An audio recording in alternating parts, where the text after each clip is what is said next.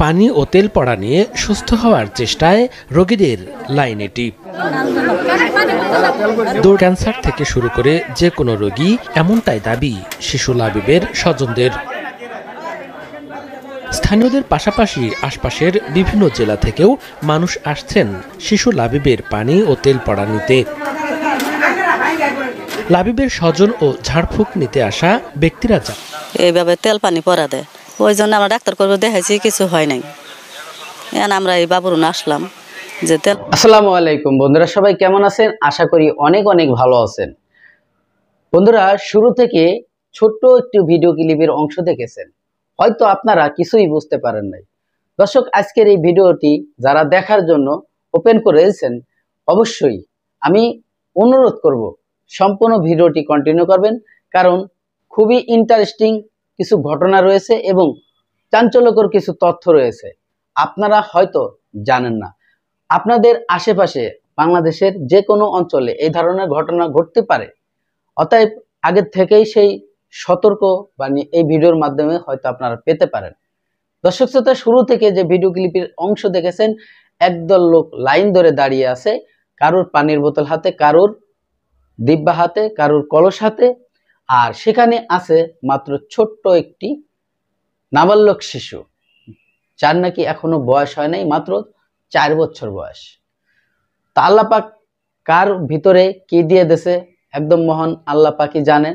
আমরা কিন্তু কারোর খবর কেউ জানি না, অন্তর্জামিন একমাত্র আল্লাহ তাআলা। তো সেই আল্লাহকে হাজির নাজির করে, আল্লাহকে ভরসা করে এই বাচ্চাটা সকল বয়সের মানুষদের চিকিৎসা দিচ্ছে এবং খুবই একটি জনপ্রিয়তার মাধ্যমে আলোড়ন সৃষ্টি করে সে এই কাজগুলি করতেছে তার নিজ এলাকায়। দর্শক শ্রোতা, বিভিন্ন গণমাধ্যমে হয়তো আপনারা দেখেছেন, কিন্তু কতটুকু সত্য এবং মিথ্যা একমাত্র যারা এখানে যাচ্ছে এবং এই এলাকার লোকজন একমাত্র তারা যাচ্ছে। তো তাদের মুখ থেকে যখন প্রশ্ন করল সাধারণ মানুষ করতেছে, তখন যারা রোগী হয়ে আসছিল এই শিশু বাচ্চাটার কাছে, 4 বছরের সেই চিকিৎসকের কাছে, তিনি নাকি আল্লাহ তাআলার নাম নিয়ে যেটা বলে, যে রোগের কথা বলে সেই রোগী ভালো হয়ে যায়। আর ওখানে নাকি এমন কিছু রোগী গেছিল যারা নাকি মাসের পর মাস, দিনের পর দিন অসুস্থ হচ্ছিল, হসপিটালের বেডে কাতরাচ্ছিল। সেই মনুষ্য রোগীর জন্য তারাও কিন্তু এই শিশু বাচ্চাটার কাছে এসে ভালো হয়ে যায়। তো এই যে ঘটনাগুলো, অবশ্যই এই এলাকার কোনো ভাই, কোনো বোন, যদি কোনো ভাই বন্ধু দেখে থাকেন আমার এই ভিডিওটি, একটু কমেন্ট করে জানাবেন আসলে কতটুকু সত্য আর কতটা মিথ্যা। আপনারা একটু কমেন্টে জানাবেন। আমরা বিভিন্ন গণমাধ্যমে বিভিন্ন জায়গার পীর মুর্শিদদেরকে দেখেছি, পীরের বাড়ি দেখেছি, তারা অনেক কিছুই পীরের কাছে যায় এবং অনেক রোগের মুক্তি পায়, এমনটাও দেখেছি। আবার অনেক জায়গা ভণ্ড বলেও আখ্যায়িত হয়েছে। আমি জানি না কতটুকু সত্য এবং মিথ্যা। তো যেটাই হোক, অবশ্যই আপনারা মূল্যবান মতামত কমেন্টে জানাবেন।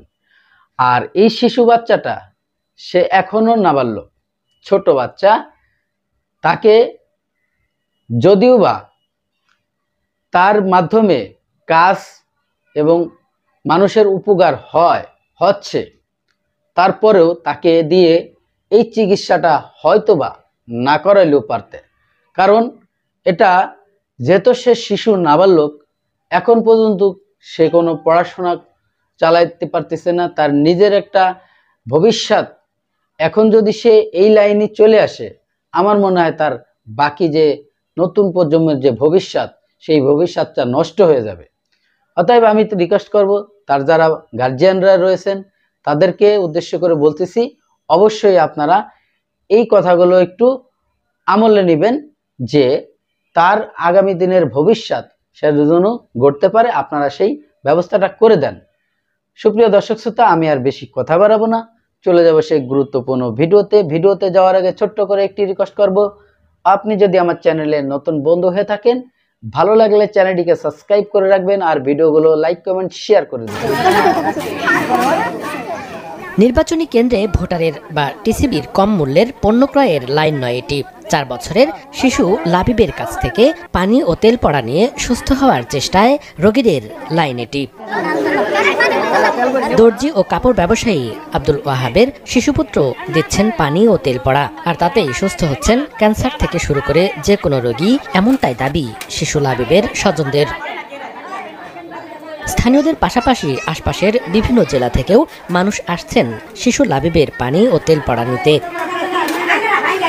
লাবিবের স্বজন ও ঝাড়ফুঁক নিতে আসা ব্যক্তিরা জানান, গেল 5-6 মাস ধরে শরীরের ব্যথায় আক্রান্ত মাকে প্রথমে ঝাড়ফুঁক দিয়ে সুস্থ করেন লাবিব। পরে স্থানীয় কয়েকজন রোগী লাবিবের ঝাড়ফুঁকে সুস্থ হলে শুরু হয় দূর দূরান্ত থেকে আসা মানুষের ঢল। 4 বছর বাচ্চা পানি পড়া দে, তেল পড়া দে, যে রোগের কথা কব রোগ ভালো হবো। আমার মা অসুস্থ, শুনতেছি যে ওনারা পিচ্ছি বাবু এইভাবে তেল পানি পড়া দেয়, ওই জন্য আমরা ডাক্তার করবো দেখাইছি, কিছু হয় নাই।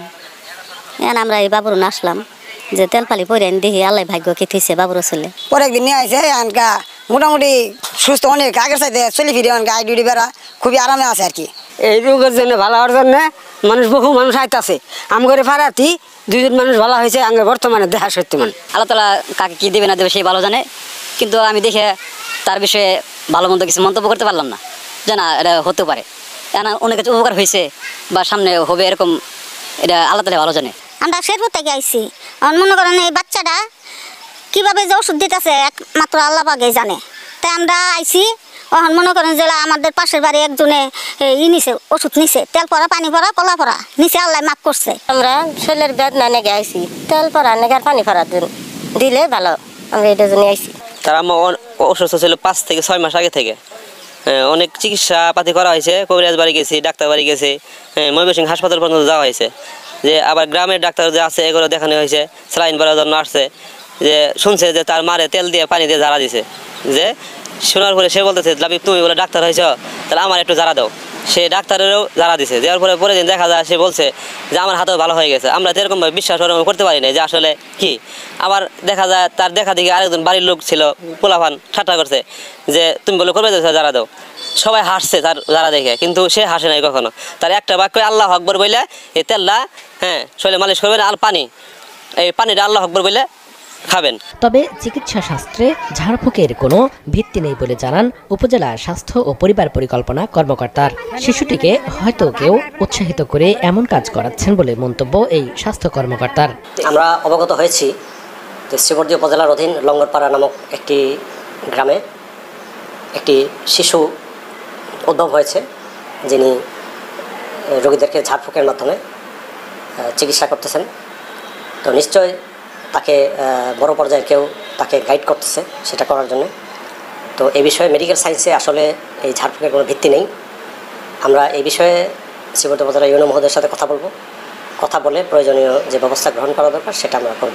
প্রতিদিন ভোর 6টা থেকে সকাল 9টা এবং বিকেল 3:30 থেকে 6টা পর্যন্ত কয়েক হাজার মানুষকে বিনা পয়সায় ঝাড়ফুঁক দিয়ে থাকেন শেরপুরের শ্রীবর্দী উপজেলার ভাটি লঙ্গরপাড়া গ্রামের এই শিশু কবিরাজ। সময় সংবাদ, শেরপুর।